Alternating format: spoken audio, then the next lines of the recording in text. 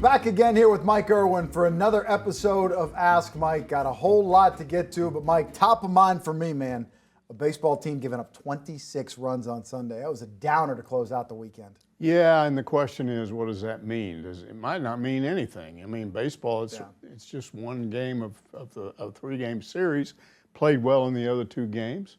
If they bounce back properly, it won't mean anything. I mean, we'll talk about it later on, but if you want to talk about issues, try being an LSU baseball fan right now. Oh, yeah. They've got major issues. Firmly on the bubble. Could be missing out on the postseason, but man, some of those numbers out of that baseball game. You give up 11 runs in the ninth inning, 6 errors, 9 home runs in that game. Honestly, your glass half full. Things could have been worse. But more on baseball to come. First up, though, we're talking some hog hoops. First question from Portal Hugger. That's a very appropriate name this time of year. What's your take on Cooper Bowser? A lot of fans are rejecting him as a weak get, but I like his numbers. However, Furman is a lower-level school, and I do worry about his ability to adjust to the SEC. I did look this up whenever they landed the kid. Only one game against a power conference opponent. It was UConn out of the Big East. High Point, who gave Arkansas a world of trouble there in the NCAA tournament, lost to them by 20-some points. So Furman wasn't exactly challenged. Yeah, but didn't he play against Alabama in an exhibition game? I think it was it's similar, I believe, to how Arkansas played Cincinnati or they've played Kansas. Anyway, he had 14 points, 7 rebounds, 6 assists, 2 steals, 2 blocks, 6 of 7 from the field, 2-point shots. The big issue with him is apparently he's listed as 215, and he did an interview with Kevin McPherson in which he said he's more like 230. So if he actually is 230 and he gets here and he probably show up soon and you put him in the weight room, maybe he's 240 by the time the season starts. He's a different kind of guy. A lot of people are trying to compare him, to Trevin Brazile. Because it's similar body type. Yeah, but he's not a shooter. You're right. He plays like a classic. It's all layups, dunks, maybe a point-blank shot of a foot, but he's not even going to shoot a 5 or 6 foot jumper. That's why his shooting percentage is so high, and it's up there. But he's also very active defensively, good rebounder, decent shot blocker. He's quick, so he can play good defense. I think he might end up being a better defender than Brazile. I talked to somebody yesterday that knows about him from high school. He said he played in a very competitive environment in high school, where there were just good players everywhere, and he thinks he's good. So I think a lot of fans are overlooking this guy because what they wanted at the time was some 7 foot 2 inch, 250-pound center, a powerhouse. Yeah, just some stud guy. Well, you've got to have more than that, and I don't think he's their last big. I'll just say that. Classic big men in that Arizona matchup. That was what really ate Arkansas's lunch in that game. Kind of an overriding topic here, Mike. Are you okay with what Cal is doing budget-wise? Because it seems like he's still heavily invested in the freshmen. Would you maybe rather see some of those high-end dollars go into transfer portal guys? Or do you think, no, hey, get the future NBA guys in here, they could make a difference? Well, it depends on how it all shakes out. I mean, if he still comes up with decent guys, frontline guys, and then has a really strong backcourt, and I still like guards, I still like shooters, I still like guards who can go in and penetrate. I like a wing like Billy Richmond who can go in and make things happen. So in the end, it's going to depend on who those 2 or 3 guys he brings in. And to replace Brazile, we don't know about Ewan yet. Apparently there's a whole bunch of guys across the country that are now wanting that 5th year, and the NCAA is kind of balking on it. And some of these coaches face a really difficult decision because I've read that they may not decide on some of these cases till the summer. What do you do if you're trying to hold a spot for a guy, but it might have to be all the way in the summer and then you lose him? Yeah. The NCAA needs to stop being brain dead. Why does it take them so long to do this? Really? How hard is that? Just make a decision. I don't know why. I don't know why they can't set rules and say, hey, come sue us if you want to. We understand this may be whatever antitrust, but we'll see you in court. They just don't want to do it that way. Yeah. And you mentioned they're waiting on roster spots. Arkansas is doing that right now. Presumably going to wait on roster spots here from Lake Thomas going through the draft process. Billy Richmond hasn't said it yet, but he's probably going to explore those waters as well, or certainly could. And Malik Ewan, who we don't know his future. Those three guys that are kind of holding up your roster and have to wait and see exactly how it all shakes out. Next question, Arkansas Jimmy White wanting to know, is Cal recruiting Obino Kesey for this season or in 2027? He may be a 5-star, but I'd feel better about an experienced post like Mustafa Tom as opposed to playing a youngster. Yeah, it depends on what's going on there. I mean, I get that. There's so many possibilities here. I mean, some think that Kinsey is a guy he wants now anyway, no matter what. But I don't see him doing both. And here's the problem with TM. It sounds like he's wanting somewhere between $3 and $4 million. And he's got a whole line of people lined up waiting. Is he going to visit them? He's visited St. John's. Supposedly he's at Michigan right now. And there are several others. So you know there's going to be competition money-wise. And is Cal going to pay that kind of money for him? If you could bring in, yes, he's a high school senior that would reclassify, and he's not as mature as this guy. But if you get him for $1 million, are you going to spend 3 or 4 on another guy that you don't have if you don't have that money? And he may have it, I don't know. Here's the issue, though, and it'll come up here in another question, but what did Cal mean when he said he had a limited budget? Because I'm getting criticized for repeating what he said. I believe his words falling into a tournament where we may not have as much money as we had last year. I think that was pretty much the context of it. Yeah, and he said he wasn't going to get into a bidding war. He flat out, that's verbatim. He said, we will not get into bidding I'm not wars. making that up. Yeah. Now, what the implication is from some of these people is I'm stupid for believing him. Well, I'm not stupid. If he said that and then all of a sudden he was grabbed off one of these guys that you got to pay $3 to $4 million, then I'd say, yeah, he wasn't serious about that. Or maybe he got money from somebody else, another booster. But there's no evidence of that right now. And things could change. I mean, the way the portal works, we could be sitting here talking about this, and 3 hours from now it could all change. We're looking at the clock here. We got plenty of time here left. Still early to go on a Monday as we record this. And as Mike said, very fluid. A lot of stuff could change, but I'm going to stick by my belief here. John Calipari would not have a job where he didn't feel he had the resources. Yeah, so, fine. Maybe they don't have a Brinks truck. Sure. But I think they got plenty of money to improve. I'm not saying he's broke, and I don't think he said that. But the issue is whether he would go after a guy like TM who may command $4 million. Is he going to go bid 4.5 to get him? And my basic belief is he would not. May be wrong. I don't know. We'll see. Pretty much saw that play out with Santos Cyril. Don't know exactly how extensive the interest was, but we do know there was interest. Miami paid a lot of money. Miami got the player. Next up, Young Turk asks, do you still think Calipari is working with a reduced portal budget? We're just kind of talking along these lines here. Kevin McPherson says Tyson's playing with Cincinnati overnight, and the Chom's asking price was around $3.5 to $4 million. If he signs with us, this reduced budget stuff is nonsense. Mike, I think it's pretty much a follow-up to what we were just talking about. Yeah, I agree. If he ends up signing, if they end up getting him, then something happened there. Either Cal was kind of exaggerating, or maybe Tyson, somehow went, oh yeah, I guess we got to get this guy. And if Tyson's plane lands there and Cal goes up there and talks to him, maybe Tyson goes, okay, yeah, I'll cough up some more money from him. But I just got through talking to somebody who was telling me, and he's pretty much an insider over at the U of A, and he said, you people have no idea, fans have no idea right now how much what Cal is doing, what Tyson is doing with these jersey emblems or whatever, patches, how much that's going to benefit all the other sports, women's basketball, women's softball, some of these sports that haven't had a lot of NIL money. It's going to help them. So he's spending all that money on the whole program. And what we were told at the time, he didn't say it, you just get kind of told when you're talking to people, that's what he said to Cal. Look, I just can't go give you a lot more money to go get a big center when I'm spending all this on the other programs. So again, that could change. Or Cal could have gone out and found some money from somebody else that we don't know about. Is that a good enough explanation, though? To just say, like, hey, well, things change. Yeah, I said that we didn't have the money, and things changed. Do we need more than that? Or the other way around? Well, I thought we'd have the money. I thought the portal class would be better.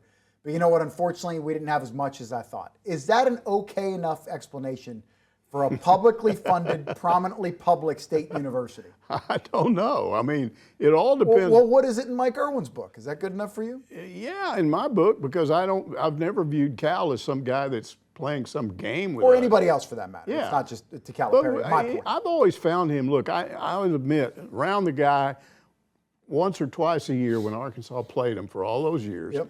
didn't have much of an impression of him one way or another. I didn't think he was a jerk, but he didn't seem to be the nicest guy that ever lived either. He was the opposing coach. Didn't know a lot about him. Ever since he's come here, I've been totally impressed with the guy. I like the way he's mixed with the fans, the way he's gone around the state, the way he said things, little things like, he said, one of the things that he discovered living in Northwest Arkansas is we had a VA hospital, and he likes to visit VA hospitals. And he likes it here because of that. Just little things like that. All that stuff is impressive to me. And look, I'm telling you, after this year, I'm telling you, if he sent out feelers for another job, he could have gotten it. And I don't think he even considered any other job. I know there was some fatigue there with Kentucky, and look, like in a lot of relationships over time, things just sour. But I think they would much rather, seeing what they've had the last 2 years, being like, can we go back to the way things were? Maybe it wasn't so bad. And look, he's elevated the brand here at Arkansas. Musselman took them a step further. Cal has taken them even further. No, they haven't gotten the Elite Eight. No, they haven't gotten the Final Four. But look at the basketball ratings. Who is one of the 5 most watched programs in the country? Exactly. The Arkansas Razorbacks, and that is the John Calipari effect. And what he's done in bringing, not the portal so much, is the way he's gone out and gotten the best of this, the second best of this, the best of next year, supposedly, a big man who may come in this year, who's like the third or fourth best in the class of 27. Anytime you pull in a top 5 recruit out of a class and you do it consistently, I think that the fans love that. They still like those guys. Yep. They may have wised up in terms of what you need in maturity. I think fans still want to see a freshman come in here. It's a public endorsement for John Calipari, like what you're talking about. Go buy your tickets, go to those games. You get to see a celebrity head coach, and you get to see a whole bunch of NBA players come through here. It's going to be a fun experience. It has been a fun experience. Hopefully there's more of that to come. More to come with Mike Irwin. We got to take our first time out. Back here with more with Mike Irwin on this week's Ask Mike, which is brought to you yet again this month by DraftKings. DraftKings, the crown is yours, now live in Arkansas, and please bet responsibly. Talking a whole lot about the Arkansas basketball program, still kind of working the way through the transfer portal. Next question here coming from Hog Red for Life, who says, most of Akizi's dunks are lobs from Southeastern Prep teammate Beckham Black. Would signing Obina help getting Beckham here in 2027? And again, that is Anthony Black's brother. Yeah. Obina, or however you pronounce it, again, is a guy that visited over the weekend, I think maybe Friday and Saturday. There's a lot of speculation of whether he will come next year, because a lot of people believe he's coming to Arkansas. It's just a matter of when, because he really likes Cal and he really likes it here. Okay, his teammate, one of his teammates, is Anthony Black's brother, right? Mm-hmm. Okay, I wonder how many of our fans remember him, because he was a one-and-done, top 2 or 3, 5-star, 6'7" point guard, very exciting player. So it would seem logical, yeah, his brother played here. Now he's got a teammate probably coming here. Yeah, he'll come here, right? Well, there's been no indication of that. And if you follow recruiting, that's not always the case. Somebody doesn't always go where their brother goes or where their father goes or whatever. So that would be nice, but that's next year. Beckham Black is a subject for next year, because he's not reclassifying. It'll be another year before they start recruiting him hard. Have you noticed in your 50 years, whatever, doing this, there kind of has been a change the last 20, 25 years of legacy prospects aren't always slam dunks? Absolutely. Because it felt like prior to, 2000, your dad was a Razorback, you're going to be a Razorback. Your dad was a volunteer, you're a volunteer, things like that. And that seems to have now shifted. Well, it does still happen, but of course it happens. Not as common. We got J.J. Andrews coming to town, yeah, different sport. But I think the money thing, having, now that we're paying these players, I think that even makes it even less likely that you just automatically go where your father goes, where your brother went, or whatever. because sometimes it boils down to money. And a lot of times it can be really divisive. Like Archie Manning has talked about, like, man, I felt like the people in Oxford slammed me because I couldn't get Peyton to go to Ole Miss. Well, and look, one of his sons went to Tennessee. Peyton Manning, and then Eli went to Ole Miss. Eli went to Texas. I mean, no, Eli went to Ole Miss. The grandson's at Texas. Yeah. Arch Manning. There's so many Mannings. And Cooper is his dad, Cooper Manning. Correct. Cooper played at Ole Miss. The one who was he played for a year and then had some sort of injury and neck injury. He was a wide receiver. Had to drop out. But that's a prolific family in terms of athletes. And I would hate to be Archie Manning and have to deal with all that, because you're an Ole Miss rebel, and he was the guy that led Ole Miss over Arkansas after that '69 season in which they lost to Texas. Then they're so deflated they lose in the Sugar Bowl to Ole Miss. So I wouldn't want to be in that situation, but he's handled it okay. Yeah, there's just like certain names you can't imagine them being. Darren McFadden, his kids doing whatever one day. Yeah. It would be so hard to envision them playing anywhere other than Arkansas. But hey, kids naturally going to do what's in the best interest of themselves. You can't force your kid to go to a certain school. And as they should. Any kid should go to wherever they want to go to school if it's the decision that's in their best interest.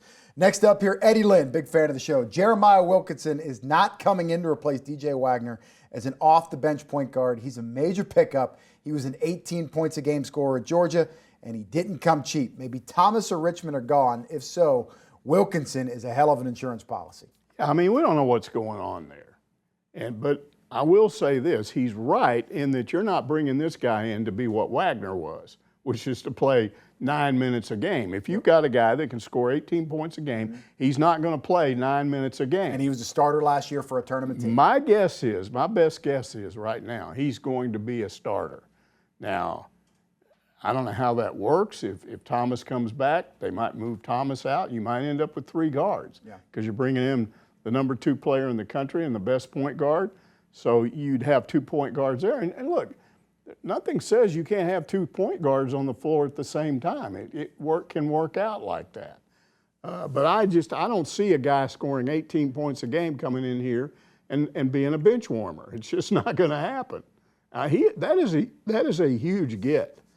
I'm telling you, it's the most impressive guy they brought in so far. Maybe the most impressive portal lad they've had under Cal, or even dating back to the late days with Musselman. It's big time. Anybody that watched him will tell you this kid can play. Yeah, and he is a highlight waiting to happen. As you said, they're 18 points a game, starter in the SEC, and not just in the SEC, but for a tournament team in Georgia. Next up, moving on to baseball here. A lot to talk about when it comes to baseball, Mike.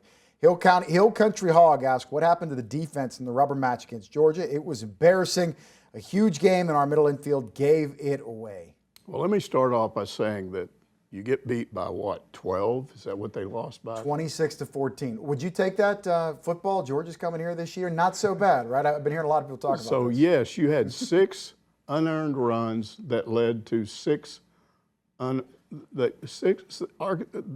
Georgia had 6 unearned runs given to Arkansas.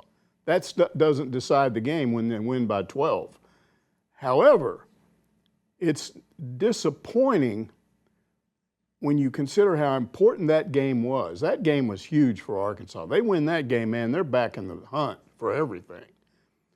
And one game, you can't underestimate how important that was. Now they lost it, and the way they lost it, and I still think they can bounce back from it. But what I don't understand is I've always viewed errors, maybe not one error, but both. I think Sousa made 2 errors. I think Koziel may have made 2. I don't understand how you lose. Koziel, I don't even know if they counted this an error, but one of those times a guy beat a routine hopper to short out at first base because he looked like me out there trying to throw it to first. And he just did that out of nowhere. And so you're saying to yourself, wait a minute, you're playing in front of your home crowd in an important game and you're like not focused? What's going on there? But it brings up this point. And that is, there have been Arkansas teams in the past that have been pretty good, that were better on the road than at home. Baum Stadium is not always the ticket to winning big. Now, last year, they won 90% of their games. They had the best record ever at Baum Stadium. And since 2016, in 8 of those years, since then, Arkansas has averaged something like 82% winning percentage at home. And it feels like they've hosted a regional pretty much every year in the last decade. This year it's 61%, and they're they're winning away from bomb 66%. So this team is a little better away from bomb stadium. So what does that mean? It's just the way that team is. Could be a coincidence. Could be more comfortable on the road. Who knows? Or it could just be that you got a bunch of guys on this team that don't necessarily respond to the home crowd. I mean, you got guys that when they're playing in front of the home fans, they consider it a responsibility. These people support us. They're why I'm here. I'm going to go out and bust my butt. And other players would rather be on the road because there's less pressure. It's crazy. I don't explain it, but it has happened in the past. Have you ever been in more awe, shock, whatever, of a Razorback baseball score than what you saw on Saturday? Because imagine, if you don't watch the game and you see it on the bottom line and you're checking your phone, you're like, what? They gave up 26 runs? I don't care how good Georgia is. That's an alarming number. Well, I would have been more in shock if they hadn't played well in the first two games, and the pitching was good in the first two games. And that Friday game really could have went either way. Yeah. And so I felt like what Dave Van Horn is, he's sort of manipulated this around where he's got 2 days worth of good pitching. And then you get to the third day and it's a little bit shaky, maybe it's real shaky. As is the case a lot of times in college baseball. And when you get to the end of that game, when the other team's hitting home runs like that, now you're putting guys in there. Some fans got really angry because it was like an 18-11 game in the ninth inning, and Georgia, their head coach challenged a throw at first that was ruled out. And they're going, what are you trying to do? And then after he did that challenge, they scored 8 more runs. And he was trying to run the score up on us. I don't know that he was trying to do that. I think he was being super careful. I mean, it's not unheard of for a team to come back from an 8-run deficit. Doesn't happen very often. But that was a really strange game. And the errors in the game, all I can say is that's not what they've had periodic defensive problems out of the blue and then it goes away. It would be much more concerning to me if they had been doing that all along, and they haven't been. This just sort of popped up out of nowhere.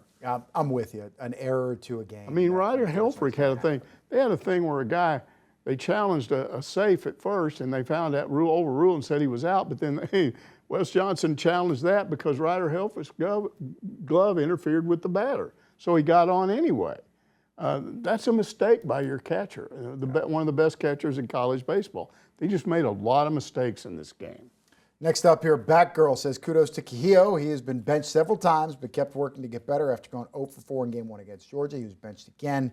Saturday, he's back, going 3 for 4 with a walk and scored twice. Love his guts. One of the bright spots of Saturday. Yeah, I just got off the phone this morning with a guy who called me and just went off on Aloy. Talk about what a bad hitter he was and had no discipline. Now he always strikes out on those pitches on the outside. And I'm going, you must have been asleep for the last 2 weeks because he's turned all of that around. And again, he had 3 hits and a walk in 4 appearances. You can't do much better than that.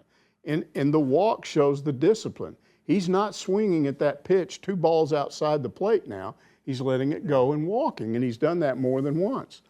He hadn't been perfect over the last 3 weeks. He struck out 2 or 3 times, but he's turned it around. And I like it when a player can do that because so many of them, they're just so set in their ways, they don't change. And somebody's been working with him. I don't know if it's Nate Thompson, I don't know who, but somebody got through to him because he has totally turned around what he was doing.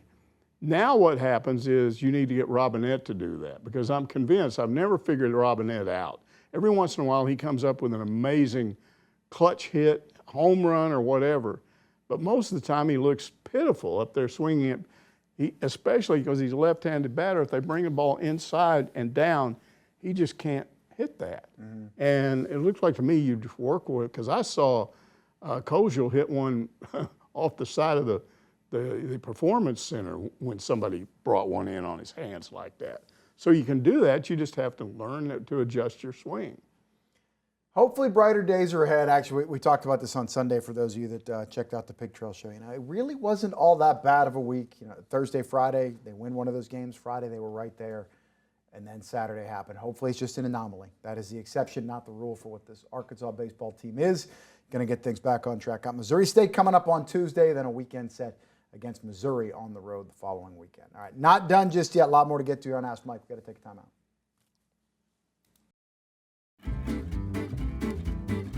Back with more of your questions here on Ask Mike. Ask Mike brought to you this week by DraftKings. DraftKings now live in the state of Arkansas. Please bet responsibly. Next up here, Cajun Hog wants to know, is the sky falling? Did we just give up all the momentum from the last 2 weeks? No way we're still getting a regional, and I will get tickets some way, somehow. I guess he's coming up from Louisiana. I agree. Again, if you look at the first 2 games of the series, played well. Yep. You don't have to be destroyed just because you got beat badly. There's some lopsided games Arkansas has played in the past. Remember one year Alabama just beat the fool out of them. And they bounced back from it. What you have coming up, your midweek game was with Missouri State. That was one of the strangest games I've ever seen. And that is a tournament team. Arkansas came from behind to take the lead 4 times. Missouri State came from behind 5 times.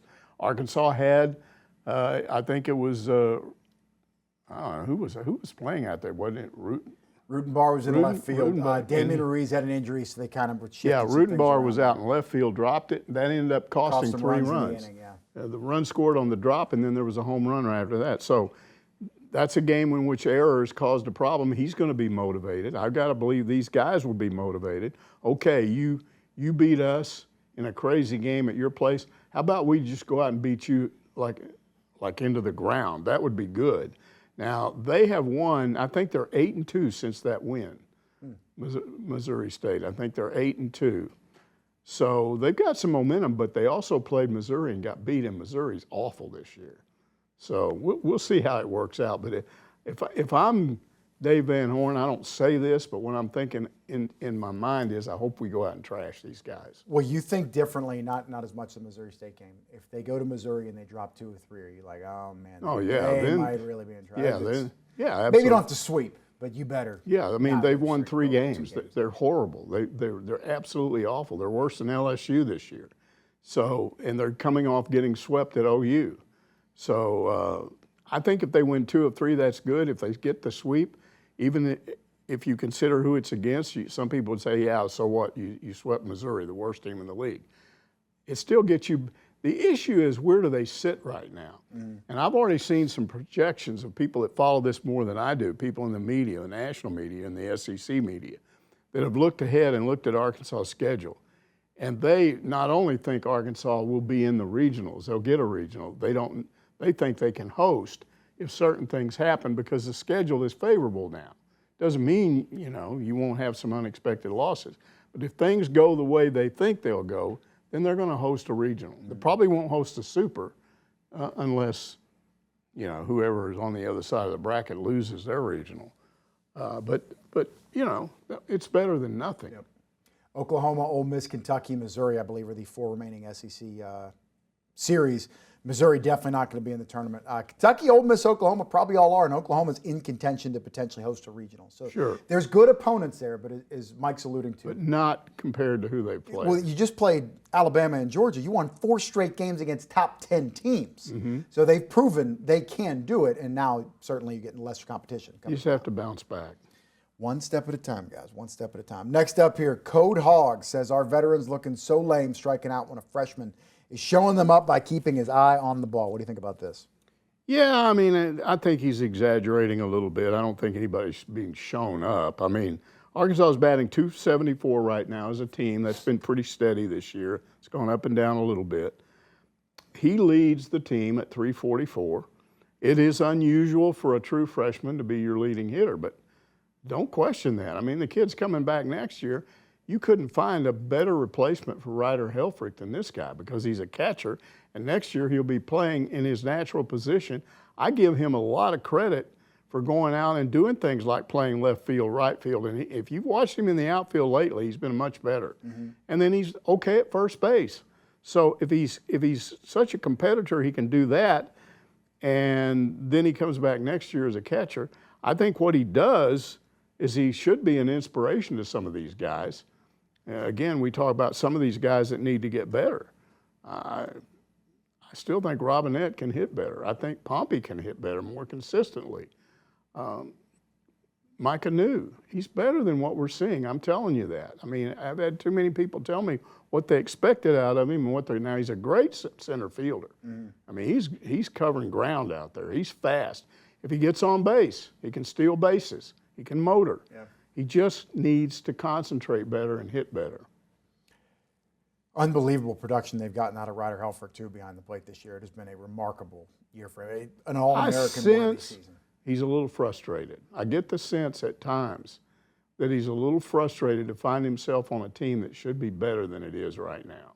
So do you think he presses a little bit and that kind of leads – because at times it does feel like it's either extra base hit or he strikes out. Exactly. And he's made some errors, and he's let some pass balls go, and he's had some bad throws at times, which shows his concentration is waning. And I think some of it is frustration. We should be playing better than this. We shouldn't be behind in this game. We should be winning this game, things like that. So, but look, he's a huge addition to this team, and we're not done yet. Some of these guys could still explode toward the end of the year. I'm much more positive about their hitting than the pitching. I don't think you're going to get much better. I think Dave Van Horn has figured out who his pitchers are. I think he's maneuvered this around where you should have a reasonable chance of winning on Friday and Saturday, and then maybe you lose the Sunday game. Hey, anything can happen once you get to the Sunday. I just don't think the pitching gets that much better, but hitting can always improve. Next question coming from Mark S. Modisette? Modisette. Thank you, Mike Owen, there for getting me in line. LSU may have bigger issues in baseball than Arkansas. I don't think there's any question that is the case this year. This is a team that's going to be fighting real hard to make the tournament. I'm going to say some things that are just stunning to me. LSU right now is sitting all alone in 14th place in the SEC. How do you think their fans feel about that? They have a 6-12 record. They're hitting slightly better than Arkansas, but their pitching and their defense are both awful. So much so that Jay Johnson, their head coach, is now in trouble with the fans. And apparently somebody told him, you got to come out and make a statement, because what I found him saying was bizarre. He came out and said, I didn't manage the roster very well. You know what that means? Okay, we won the College World Series last year. Okay, you're going to lose a lot of your team. So but they've got more portal money than anybody. And what he's basically saying is, I brought in the wrong players. I overpaid some of these guys. Well, they're still on the team. Oh, not a good look. Not a good they're look. They're still out there. But it tells me the kind of pressure he's under, because somebody told him to do that, to come out and be honest. Because I've been around too many LSU baseball fans. They cannot, if you think Razorback fans can get unreasonable, that's nothing compared to what LSU fans will do to their own guy. It just takes one bad season. They want to run you out of there. So I don't think he'll be gone after this year, but I think he's having to make concessions. I think he's having to make statements that he doesn't really want to make. Yeah. And it happens. All this shows me, though, that as much as we talk about money and the portal and buying championships and all that, it's not a done deal when you have money. Texas Tech proved that in football. LSU's proving it in baseball. Just because you have the money. Kentucky and basketball. Just because you have the most money doesn't mean you will go out and get the best guys. You may think you did, but you didn't. Does this bother you a little bit? And I think Arkansas baseball may be facing this a tiny little bit. Anytime somebody's down, LSU, Arkansas, whatever, insert school here, it's, they don't have the money. That's everybody. They suck. Exactly. It must be because they don't have money. Is that legit? Is that a weak excuse, or is that just the game we're playing? In some instances it could be, but that's what some people are saying about baseball right now. I have a guy that I talked to, a fan who I regularly talk to him, and he's absolutely convinced that the money that they're now putting into football to improve football, and he says they had to do that. He acknowledges that, but he says it's taking away from the other sports. I don't think he's right about that. I'm sure it is, but how much? Well, I think Tyson's come in to counter that anyway. I don't think that's what's wrong with Arkansas right now in baseball, that they didn't have enough money to get the right players. I still think you take a chance, you go get a Micah New, and he's not hitting the way you thought he would. He's a good defensive player. He's doing that part of it really well. He's just got to hit better, And then some of this year anyway is guys coming back. Aloy until recently was a big disappointment. They knew what they had in Robinette, but Robinette started for the first time last year, and they knew he wasn't a real big hitter, but I think there's an assumption, okay, if he's a 240 hitter last year, maybe he's 275 this year, and he just hasn't improved. So some of that is not portal related. Some of it is guys coming back and not getting better. And live by the portal, die by the portal. And that goes like all of these schools. I know that team that had Paul Skeens on it, there were other players that escaped me. That was the best team money could buy, and they crushed it in the portal. And I'm sure a year ago when they won the national title, they had a bunch of great portal additions. Look what Georgia's doing right now. They got 20-some transfers, as Dave pointed out, and they're mashing the ball. So some years you're going to crush it. Some years you're going to swing and miss. Yeah, Wes Johnson clearly knew what he was doing when he brought those guys in. So a lot of people are saying whenever DVH retires, let's get him back here. He's from Arkansas. He was on the staff for a while. And so now you got some want Vitello to come back. People seem to believe that Wes Johnson and Tony Vitello are going to be fighting over the Arkansas job. Yeah, I keep being told Vitello's where he wants to be. So I don't think he's going to go Major League Baseball in 2 years, quit, come back. Maybe he'll get so burned out. I don't know. He hasn't made any public statements. Got a guaranteed contract. He can ride it out as long as he wants. And if that doesn't work, college baseball is always waiting for Tony to take whatever job he wants. He's such a recruiter. Absolutely. Proven to be a good coach. Tennessee really never had success quite to that level, and he put them over the top and had a great run there. Next up here, Edward Clutch, who asked, what are you most looking forward to seeing out of the team at the spring game? Talking football now. I've heard the defensive line finally looks up to the SEC standards. So I'm anxious to see those guys. Shout out Quincy Rhodes, hopping on with Peyton Hillis and I, doing some big things, man. He should be the focal point of that defensive line. Yeah. Well, I would start off, because this is just me. I'm always about the quarterbacks, especially when you don't have one that's for sure the starter. So I want to see both of these guys. I want to compare them. I want to see which one of them has the best arm, which one makes the best decision, which one handles the pass rush better. But more important than that, what I'll be looking at, and I've said this over and over again, can they win with either one of them? Because that is huge. I don't care if you're talking about Arkansas or Alabama or Georgia. If you have two quarterbacks, if you have a starter and he gets knocked out for 4 games or he gets knocked out for the year in the middle of the season, half, whatever. Do you have a quarterback that could come in and not cause you to not have a chance? Because that's happened at Arkansas. We saw it under Sam Pittman. You need both.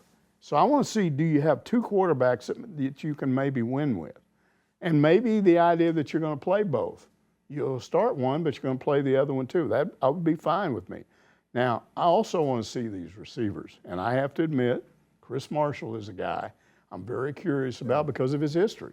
He was at A&M. He got booted off the team. He went to Ole Miss, got booted off the team, went to Boise. They didn't boot him off the team, but they benched him several times. He's got behavior issues. And so far, none of that here. Yeah. So I want to see how good is this guy, because there have been some practices where there have been some statements made, yeah, he really looked good today. So I want to see him. Obviously, Monte Harrison. I mean, I'm all over anybody from Warren, Arkansas. Antonio Jordan from Warren. Yeah, what does Monte Harrison? The baseball Monte player. Harrison is the baseball player that's 29, 30 years old, but I want to see him too.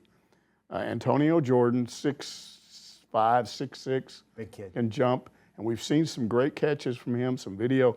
He's the guy that can go up with 6'6" and stick his arm out and make a one-handed catch.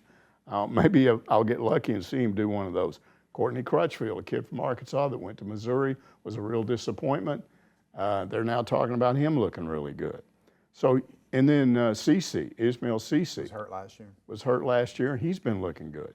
So if all of those guys are performing well. Just need the right trigger man. You have some options there. But then what I'll be looking at is how does the secondary match up to those guys? Because you want some give and take on that. And then another question I have right now is, does Arkansas have a running game? Because I keep reading, well, we had a scrimmage and we did a red zone sometimes inside the 5, and they didn't score. Well, that pumps up your defense. Yeah, we shut them out. But what does that mean? Your running backs aren't any good. Your offensive line is not blocking on the goal line. Yeah. I want to see that. I want to see that interaction. And then also, do you have a pass rush? Which they did not last year. Yeah. They had one guy that could generate pressure. Now, you're not going to see in a spring game, you're not going to see somebody sacked, but you can see where they would have been sacked. So do we have people getting to the quarterback? All of those things are what I'll be looking at. And I'll probably take little thing with me so I can write some notes down. Old school. Use your phone, Mike. Because I'm, I can't. A voice recorder? I don't type well enough on my phone. Just get the Meta glasses. You could record the whole thing. I'm all thumbs with that, yeah. Mike Irwin and a pair of Meta glasses. That would be a sight. Might have to make that one happen. Not done yet on Ask Mike. We got one more block to go coming up after our final timeout. Back to wrap up this edition of Ask Mike, which is brought to you this week by DraftKings. DraftKings, please bet responsibly. Next up, Mike Majestic says, I really like football season. I haven't been optimistic about our football team for a long time. I'd love for Silverfield to be our savior, but I just don't see it. I'd love to be wrong. I hope you're wrong, too. Don't bury the guy before he even starts here. Well, I like that, and it's more of a statement than a question, but I like it because I think it represents a lot of fans. There's so much frustration over what's happened since the motorcycle accident. Bobby, between those 24 years ago, by the way. Yeah, people are skeptical, even when they want to be positive. You got to do something to make them, they're not just going to assume it anymore. Mm-hmm. And there's a bunch of those fans. And here's what I would say. I've done this myself. I would encourage anybody else in the media, although they don't have to listen to me. Don't overplay this.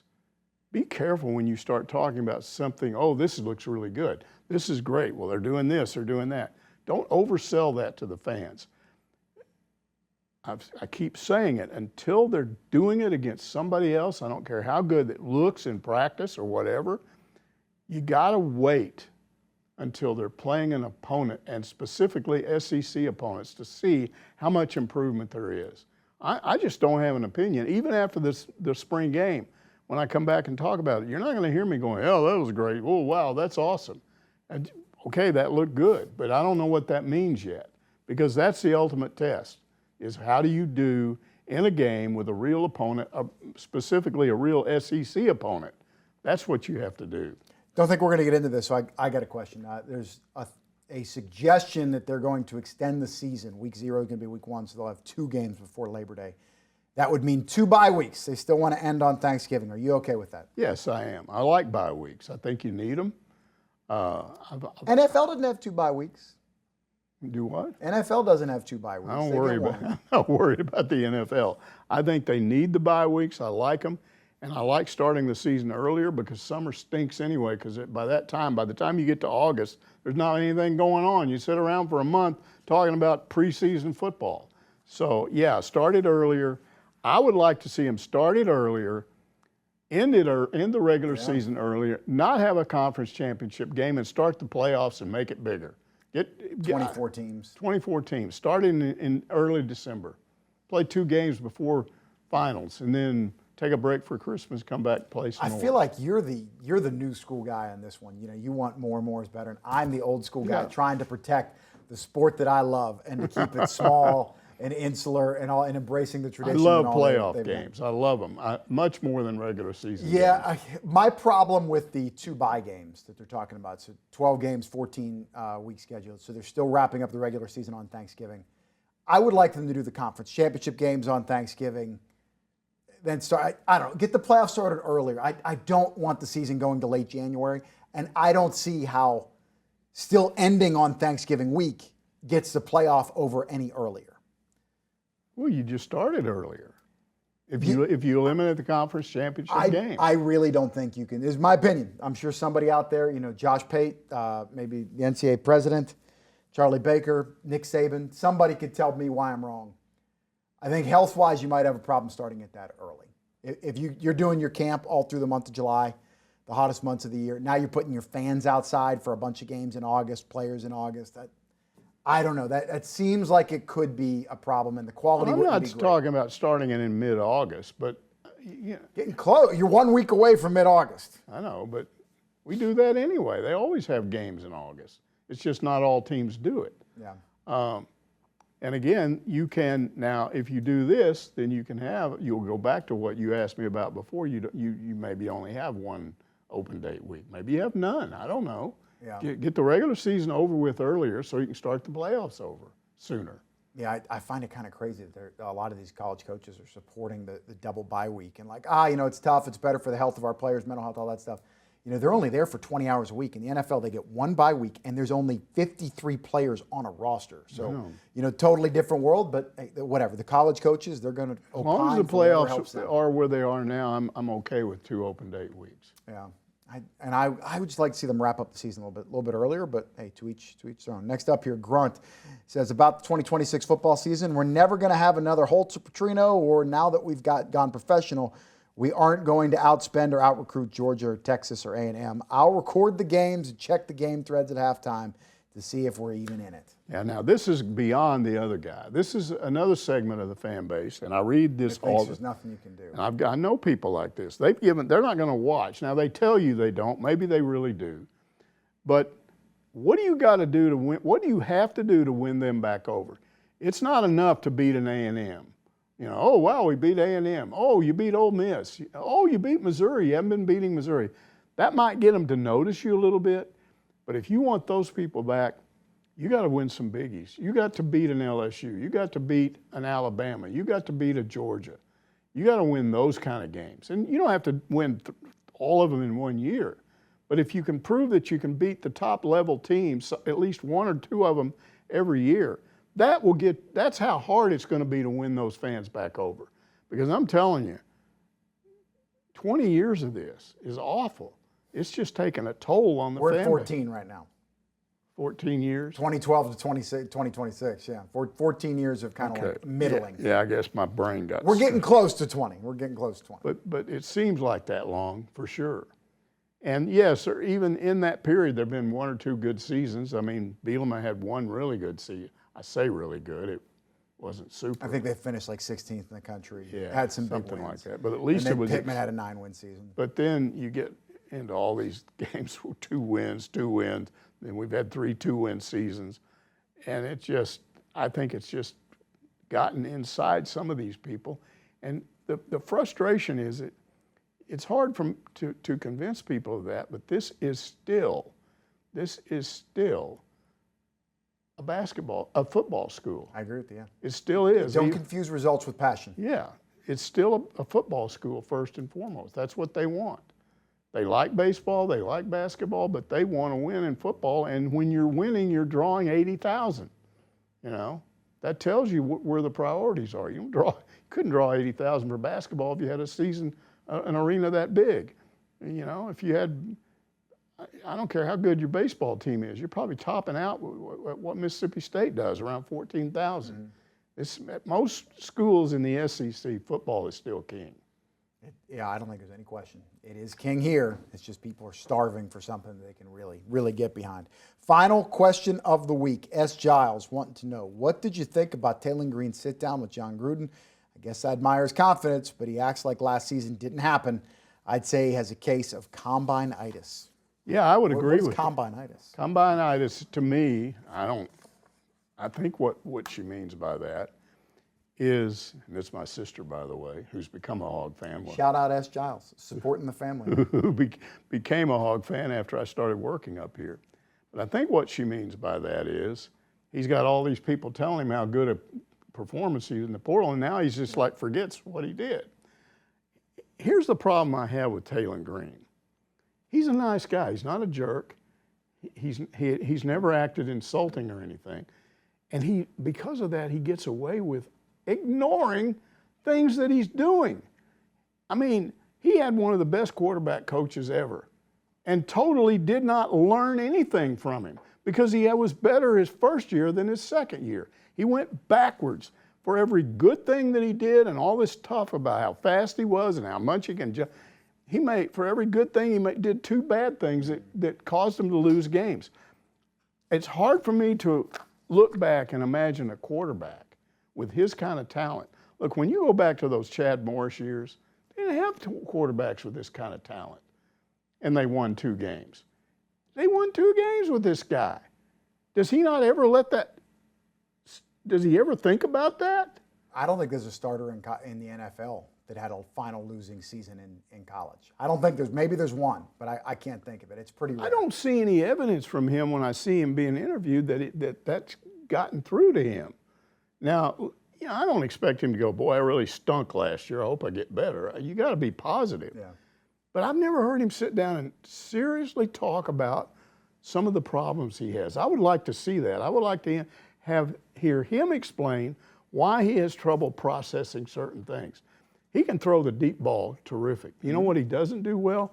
A lot of times he looks off to his left or his right, and he thinks the guy's open, and he's totally ignoring a cornerback that's right there on the inside of him, and he lobs it out there. Killer interception. He gets picked off, sometimes for a pick six. Okay, why? Why does he do that? I would like for him to explain what went in through his head when he did that.